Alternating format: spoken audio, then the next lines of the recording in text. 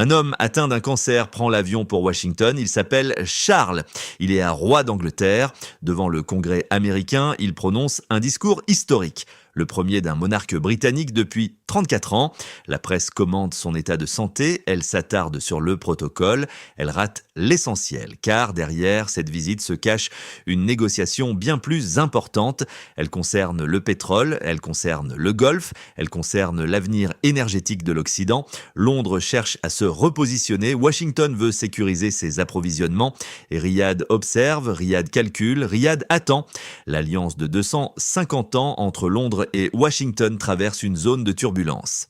Le Brexit a isolé le Royaume-Uni, la montée des BRICS a fragilisé l'hégémonie américaine. Les monarchies du Golfe ont compris une chose, elles disposent d'un levier considérable. Ce levier s'appelle l'énergie. Cette analyse décrypte les rapports de force en cours. Elle examine ce que cette visite révèle des nouvelles configurations géopolitiques. Pour comprendre les enjeux actuels, il faut remonter à 1945. Cette année-là, Roosevelt rencontre Ibn Saoud sur le croiseur Quincy. Un pacte est scellé. Les États-Unis garantissent la sécurité du royaume saoudien. En échange, le pétrole coule vers l'Occident. Ce pacte a structuré l'ordre mondial pendant 8 décennies. Il vacille aujourd'hui. Les chiffres parlent d'eux-mêmes. Le Golfe Persique concentre un tiers des réserves pétrolières mondiales. L'Arabie Saoudite détient 267 milliards de barils. Les Émirats en possèdent 98 milliards. Le Koweït en compte 101 milliards. Ces réserves représentent un pouvoir géopolitique considérable, mais ce pouvoir évolue. La transition énergétique modifie la donne. Les pays consommateurs investissent dans les renouvelables. La demande de pétrole devrait plafonner d'ici 2030 selon l'Agence internationale de l'énergie. Les monarchies du Golfe anticipent ce basculement. Elles diversifient leurs économies à marche forcée.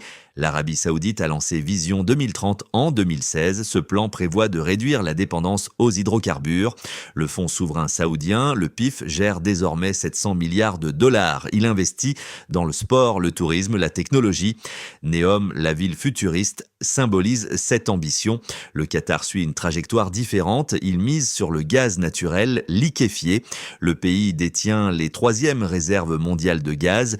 Il vient de signer des contrats de 27 ans avec des acheteurs asiatiques. Cette durée exceptionnelle garantit des revenus sur le très long terme. Les Émirats arabes unis ont choisi une autre voie. Dubaï est devenu un hub financier et logistique mondial. Abu Dhabi diversifie via son fonds souverain Mubadala. Le pays investit massivement dans l'intelligence artificielle. Il accueille des data centers géants. Ces stratégies divergentes fragmentent l'apparente unité du Conseil de coopération du Golfe. Créé en 1981, le CCG regroupe 6 monarchies, mais leurs intérêts économiques s'éloignent progressivement. La visite de Charles III s'inscrit dans ce contexte de recomposition. Le Royaume-Uni cherche de nouveaux partenaires depuis le Brexit. L'Union européenne n'est plus son marché naturel. Les monarchies du Golfe représentent une opportunité. Londres et Riyad ont signé un partenariat stratégique en 2022. Il couvre la défense, l'énergie, les investissements. Le fonds souverain saoudien a injecté des milliards dans l'économie britannique. Il détient notamment le club de football de Newcastle. Cette diplomatie économique redessine les alliances traditionnelles. Mais Washington observe avec méfiance. L'administration américaine veut maintenir son influence dans le Golfe. Elle dispose de bases militaires au Qatar, au Bahreïn, aux Émirats. La 5e flotte américaine stationne à Manama. Cette présence militaire garantissait historiquement la sécurité des monarchies. En échange, celles-ci alignaient leur politique pétrolière sur les intérêts américains. Ce pacte implicite se fissure. En 2022, l'Arabie saoudite a refusé d'augmenter sa production. Washington demandait ce geste pour faire baisser les prix. Riyad a décliné. Mohammed Ben Salman a choisi de coordonner avec la Russie au sein de l'OPEP+. Cette décision a marqué un tournant. Elle signale l'autonomisation stratégique des monarchies du Golfe. Parallèlement, la Chine renforce sa présence dans la région. Pékin est devenu le premier client du pétrole saoudien. Les échanges commerciaux sino-saoudiens dépassent 100 milliards de dollars annuels. En mars 2023, la Chine a même négocié un rapprochement entre Riyad et Téhéran. Cette médiation chinoise a stupéfait Washington. Elle démontre que les monarchies du Golfe diversifient leurs alliances. Elles ne dépendent plus exclusivement de la protection américaine. américaine. Le Qatar illustre parfaitement cette multipolarité assumée. L'Émirat accueille la plus grande base américaine du Moyen-Orient.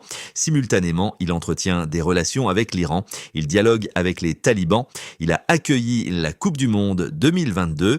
Cette diplomatie tous azimuts maximise ses marges de manœuvre.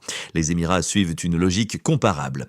Abu Dhabi a normalisé ses relations avec Israël via les accords d'Abraham, mais il maintient des liens économiques avec l'Iran. Il refuse de sanctionner la Russie. Cette posture pragmatique privilégie les intérêts économiques sur les alignements idéologiques. Face à ces évolutions, Londres tente de se positionner comme partenaire alternatif. Le Royaume-Uni ne peut offrir la protection militaire américaine, mais il dispose d'autres atouts. La City reste une place financière majeure. Les universités britanniques attirent les élites du Golfe. L'expertise en services financiers et juridiques est recherchée. La visite royale vise à consolider ces liens. Charles III incarne la continuité monarchique. Cette dimension symbolique résonne dans des pays eux-mêmes gouvernés par des familles royales. La diplomatie des couronnes complète la diplomatie des affaires. Plusieurs enjeux structurels émergent de cette analyse. Le premier concerne la gouvernance énergétique mondiale. L'OPEP+ contrôle désormais plus de 50% de la production pétrolière mondiale. Cette concentration confère un pouvoir de marché considérable. Les pays consommateurs tentent de réduire cette dépendance. L'Union européenne accélère sa transition énergétique. Les États-Unis ont relancé leur production de pétrole de schiste, mais le Golfe reste incontournable pour les décennies à venir. Le deuxième enjeu concerne la stabilité régionale. Les monarchies du Golfe font face à des défis internes. Leurs populations sont jeunes. Le chômage des diplômés constitue une bombe à retardement. La diversification économique vise aussi à créer des emplois. Vision 2030 prévoit de générer 6 millions de postes en Arabie Saoudite. Cet objectif conditionne la stabilité politique du royaume. Le troisième enjeu touche aux équilibres géopolitiques mondiaux. La rivalité sino-américaine structure désormais les relations internationales. Les monarchies du Golfe refusent de choisir un camp. Elles pratiquent un équilibrisme diplomatique savant. Cette posture leur permet d'obtenir des concessions des deux superpuissances. Mais elle comporte des risques. Une escalade entre Washington et Pékin les forcerait à se positionner. Le quatrième enjeu concerne la transition énergétique elle-même. Les monarchies du Golfe investissent massivement dans les énergies renouvelables. L'Arabie Saoudite développe des projets solaires géants. Les Émirats construisent des centrales nucléaires. Ces investissements préparent l'après-pétrole. Mais ils créent aussi une contradiction. Ces pays ont intérêt à ralentir la transition pour maximiser leurs revenus pétroliers actuels. Simultanément, ils doivent préparer leur économie à un monde décarboné. Gérer cette tension constitue leur principal défi stratégique. Enfin, la question des droits humains reste un angle mort. Les partenariats économiques avec le Golfe suscitent des critiques. L'assassinat de Jamal Khashoggi en 2018 a temporairement isolé Riyad. Mais les intérêts énergétiques ont rapidement repris le dessus.